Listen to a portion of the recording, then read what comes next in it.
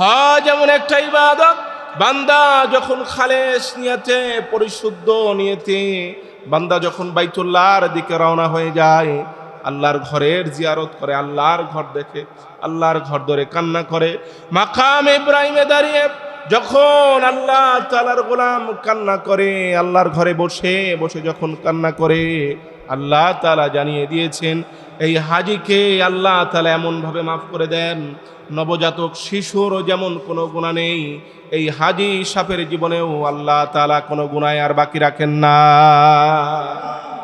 এজন্য আমার প্রিয় ভাইরা, রাসূল আরবি সাল্লাল্লাহু আলাইহি ওয়াসাল্লাম বলেন, যখন কোনো হাজি দুনিয়াতে, যখন কোনো হাজি হজ করে তার বাড়িতে ফিরে আসে, যখন কোনো হাজি বাড়িতে চলে আসে, তোমরা হাজি সাহেবের জিয়ারতে যাও, তাকে দেখতে যাও, হাজি সাহেবের সাথে মুসাফা করো, মুনাকা করো, কারণ হে হাজি সে আল্লাহর ঘর দেখেছে, আল্লাহর ঘর দেখে দেখে কান্না করেছে, আল্লাহ তাআলার ঘরকে হাত দিয়ে স্পর্শ করেছে, মাকামে ইব্রাহিমে দাঁড়িয়ে দাঁড়িয়ে নামাজ পড়েছে, কান্না করেছে, হজরে আসওয়াদকে নিজের ঠোঁট দিয়ে চুমো দিয়েছে।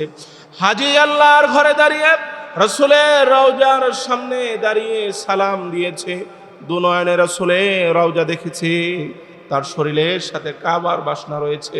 রাসূল আরবি সাল্লাল্লাহু আলাইহি ওয়াসাল্লাম বলেন, তুমি হাজিকে দেখতে যাও, হাজির সাথে মুসাফা করতে যাও, হাজির সাথে মুআনাকা করতে যাও, হাজির সাথে যখন তুমি মুসাফা করবে, মুআনাকা করবে, হাজির গুনাহ যেমন মাপ আল্লাহ তাআলা তোমার জীবনের সব গুনাহগুলোকে মাফ করে দেবে।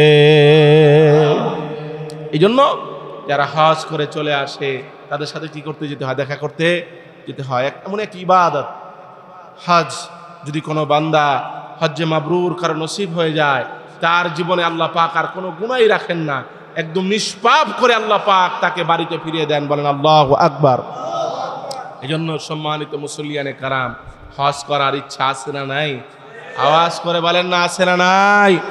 আল্লাহ সুবহানাহু ওয়া তাআলা আমাদের প্রত্যেককে বাইতুল্লাহর মুসাফির হিসাবে কবুল করেন, বলেন আমিন।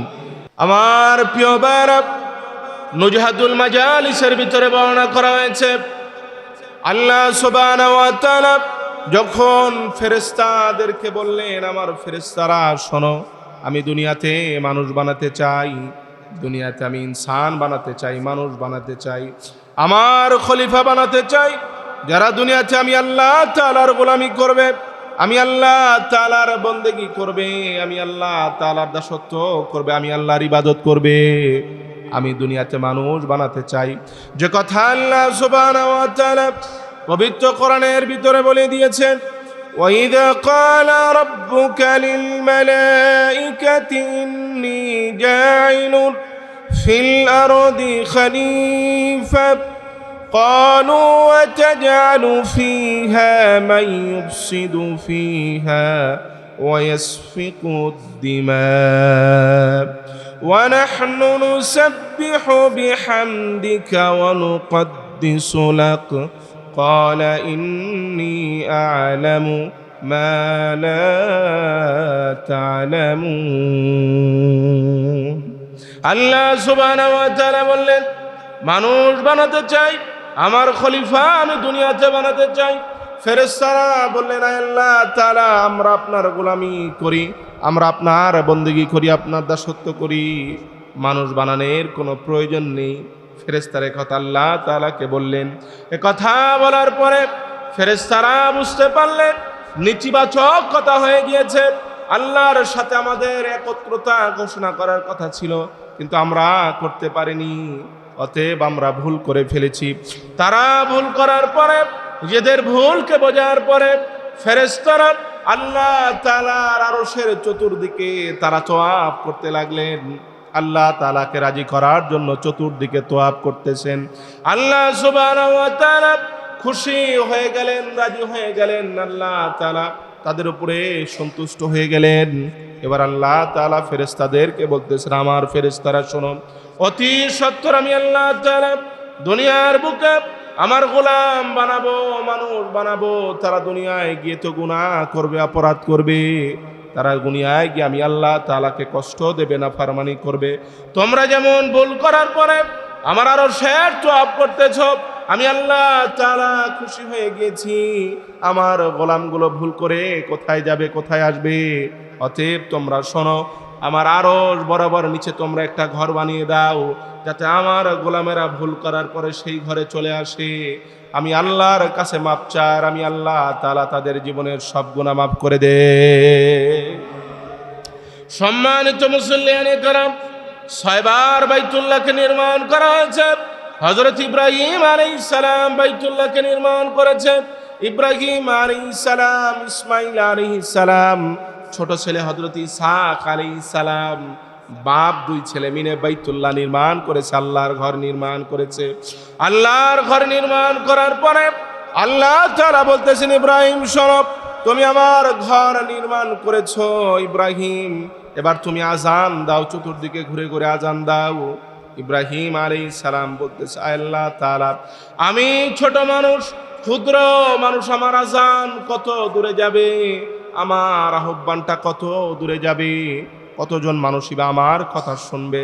আল্লাহ তাআলা বলেন, ইব্রাহিম শোনো, তুমি আল্লাহ তাআলার কুদরত সম্পর্কে জেনেছ, আমি আল্লাহর ক্ষমতা সম্পর্কে তুমি জানো, আমি আল্লাহ তাআলার পাওয়ার সম্পর্কে জানো, কারণ তুমি তো আমাকে বলেছিলে আল্লাহ তাআলা তুমি মৃত মানুষকে আবার কিভাবে জীবিত করবে, মৃত মানুষকে আবার তুমি কিভাবে জীবিত করবে।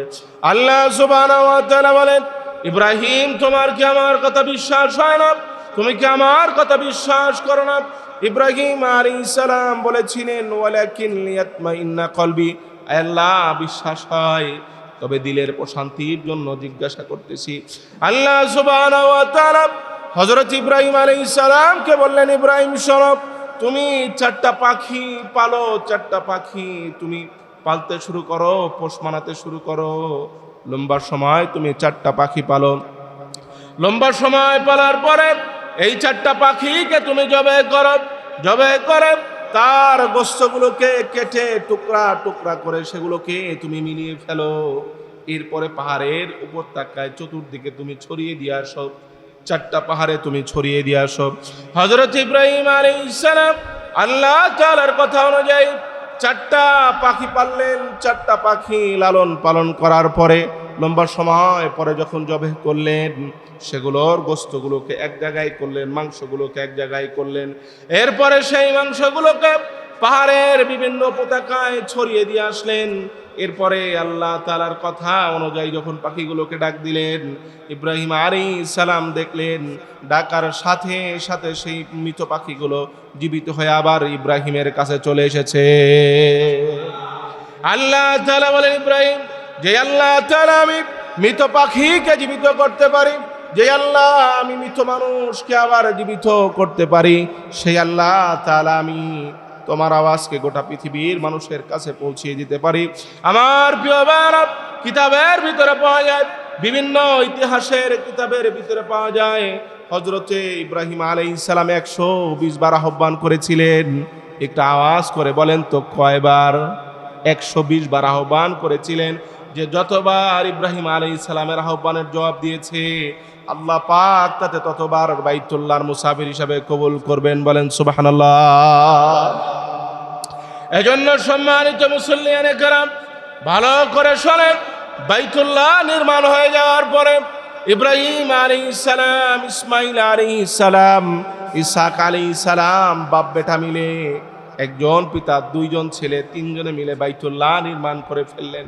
নির্মাণ করার পরে আল্লাহ তাআলা বলতেছে, ইব্রাহিম তুমি আমার ঘর নির্মাণ করেছো, তুমি আমার ঘরকে আবাদের মতো বানিয়ে দিয়েছো, আমি খুশি হয়েছি। তুমি আমার কাছে যা চাবে আমি আল্লাহ তাআলা তোমাকে তাই দান করব।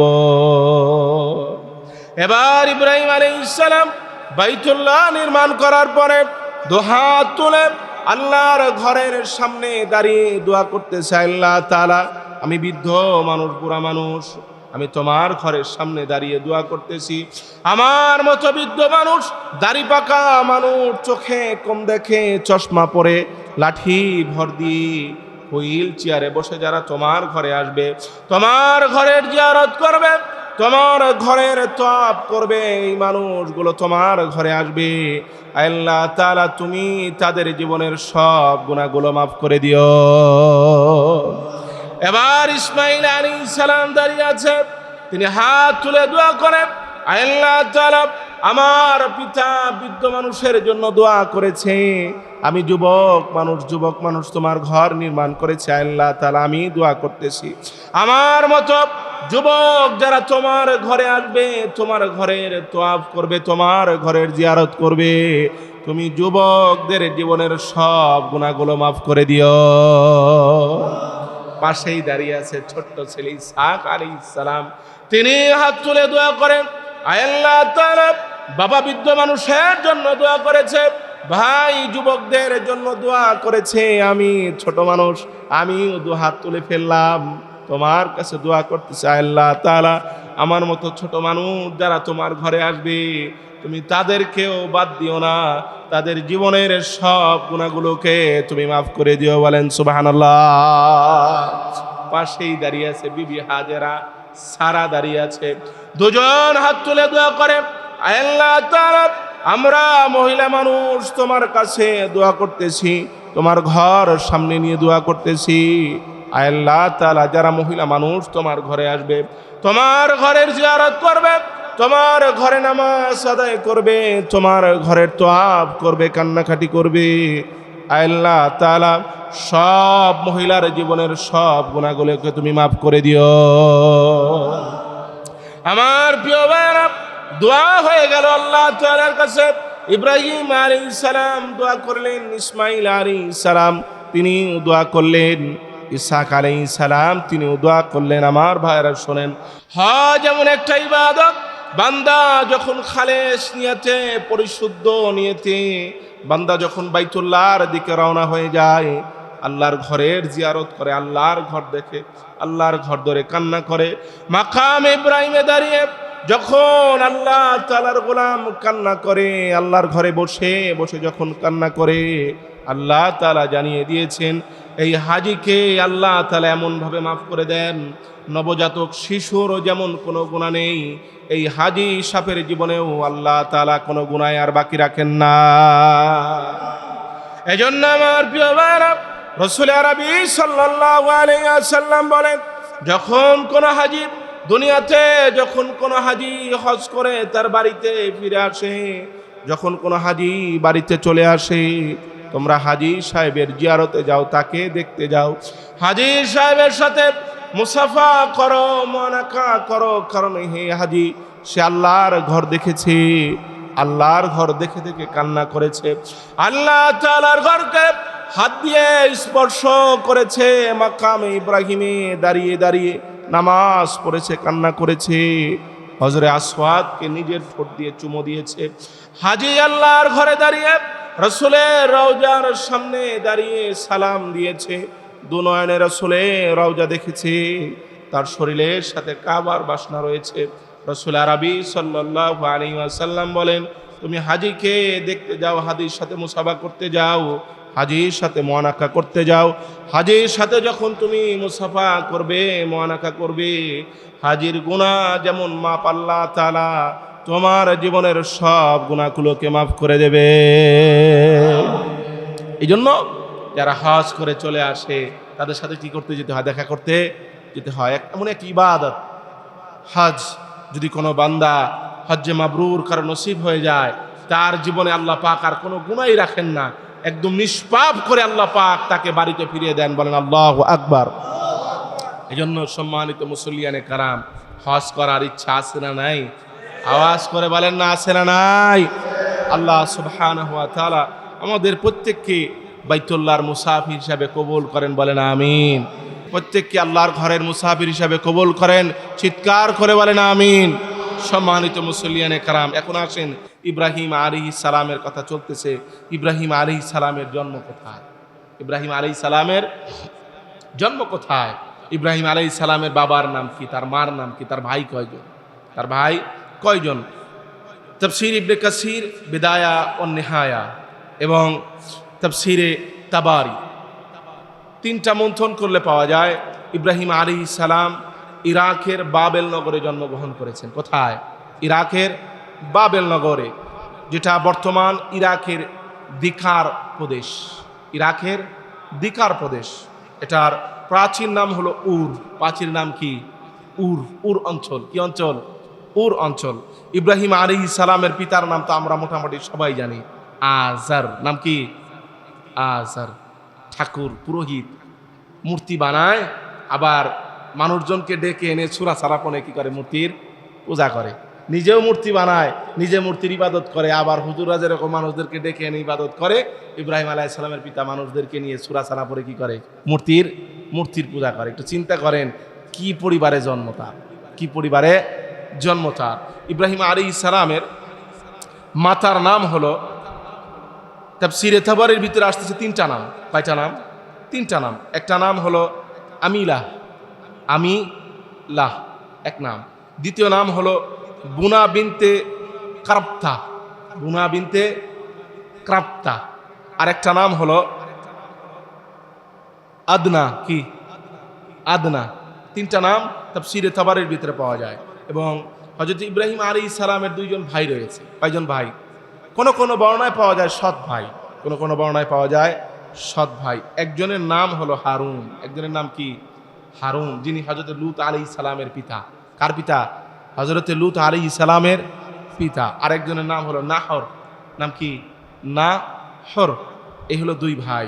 ইব্রাহিম আলাইহিস সালামের পিতা যে সমস্ত মূর্তি বানাতো, এগুলোর নামও তাফসীরে তাবারীর ভিতরে আসছে। যে সমস্ত মূর্তিগুলো, এদের অনেকগুলো খোদা, এর ভিতরে 6টা খোদার নাম আমি এখানে উল্লেখ করেছি। তার পিতা যে সমস্ত মূর্তি বানাতো, এর একটা খোদার নাম হলো মারখুদ।